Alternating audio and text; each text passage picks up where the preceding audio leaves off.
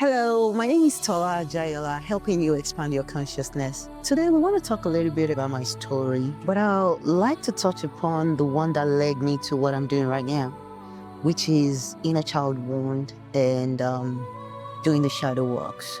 So, as a kid, I grew up with a lot of perceptions of happiness mostly, but a little bit of trauma, which became inner child wound. Growing up, I went into a marriage. I was married for 14 years, but eventually got sour and ended up in divorce. And if you know what the story is about, my wants played out in my relationship so much, which was my abandonment issue turning into pain, anger, anxiousness, and eventually ended up dissolving my marriage.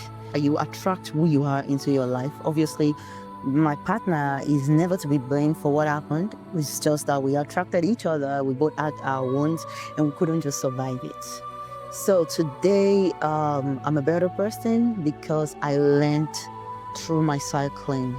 I called myself to order. It felt like I was sleepwalking through life for the majority part of my life until I was around 41. Okay, so I was in another relationship for almost 3 years, and then once I started feeling that perspective of abandonment once again, my shadow played, and that relationship just had to end.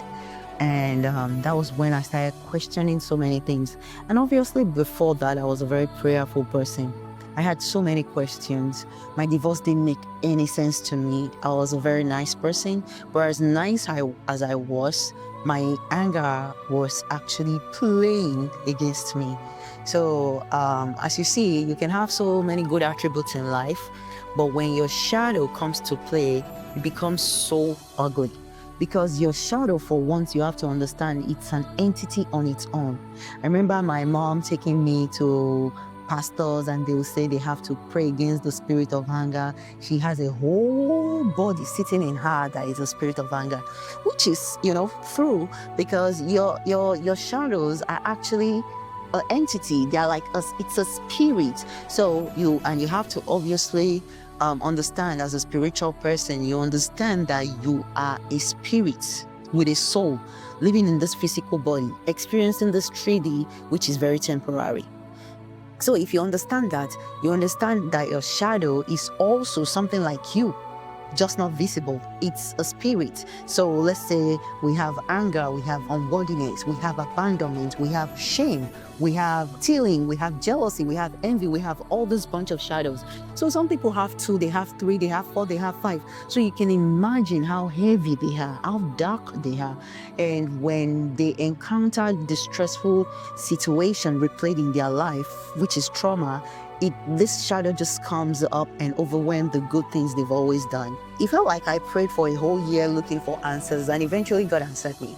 And when God answered me, it felt like my world came to a stop. When I say stop, everything stopped in my life. My relationship, my job, my businesses. The only thing God did not strip me of at that time was my health and my children. And that was what I asked Him. Like, God, I had to say, God, I am willing to learn. Whatever this lesson is, I'm willing to learn. I just don't want anything wrong with my kids, and I don't want anything wrong with my health. And He answered. Those two things, those 2 wishes were granted, and I had to start my healing journey.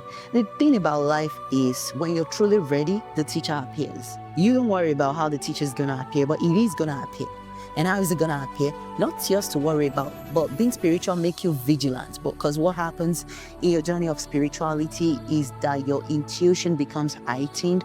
You dream, you see things as not physical. You see things, everything, spiritually. So answers can come from YouTube, answers can come from social media, answers can come from people you've seen in a very long time, or people that are constantly in your energy, your kids. Mine was my daughter. So many things happened, and I started this healing journey. And as painful as it was, meeting my inner child, I think that did that for me. Knowing what that inner child wanted, knowing what was missing, knowing what she was craving, she was yearning for. Once I faced that inner child and started my healing journey, my life became so much better. And all those feelings of anxiousness, feelings of anger dissipated, like from 100 to like maybe 2